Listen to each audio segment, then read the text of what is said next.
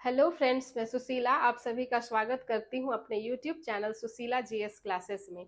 आज हम लोग डार्क पर्यटन के बारे में पढ़ेंगे।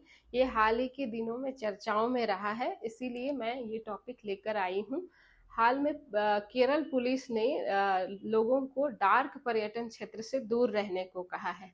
ऐसा इसलिए कहा क्योंकि वहां पे लैंडस्लाइड हुआ और बहुत सारे लोगों की मृत्यु हो गई।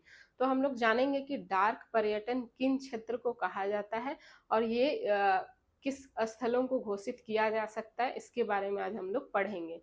तो देखिए, ये स्थल जो होते हैं वो बहुत बड़ी त्रासदी से गुजरे हुए स्थल हो सकते हैं, या फिर वहाँ बहुत बड़े संख्या में लोगों की मृत्यु हो चुकी हो।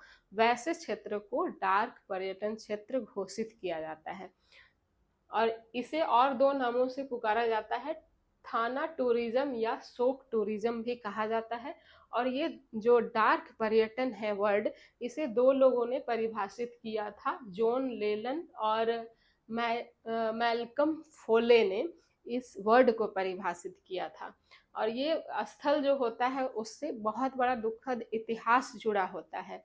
तो इन स्थलों में कब्रिस्तान हो सकता है, मकबरे हो सकते हैं, युद्ध के मैदान हो सकते हैं, कोई निष्पादन स्थल हो सकता है, कोई अपराध स्थल हो सकता है। ऐसे स्थल जहाँ पे बहुत बड़ी संख्या में लोगों की मृत्यु हुई हो या बहुत बड़ी दुखद घटना घटी हो, तो ऐसे क्षेत्र को डार्क पर्यटन घोषित किए जाते हैं।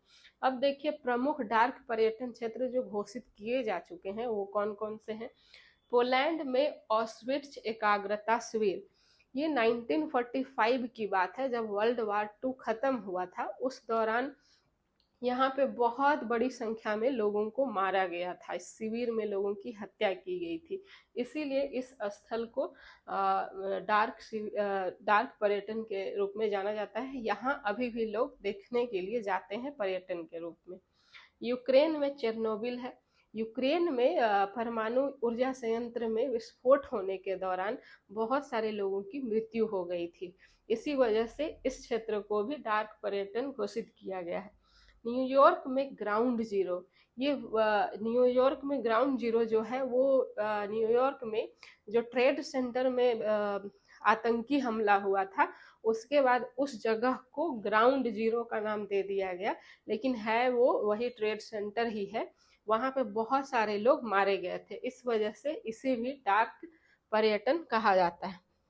जापान में हिरोशिमा शांति स्मारक पार्क, ये जापान में हिरोशिमा और नागासाकी दो जगह है, यहाँ पे भी परमाणु बम गिराए गए थे और बहुत सारे लोगों की मृत्यु हो गई थी।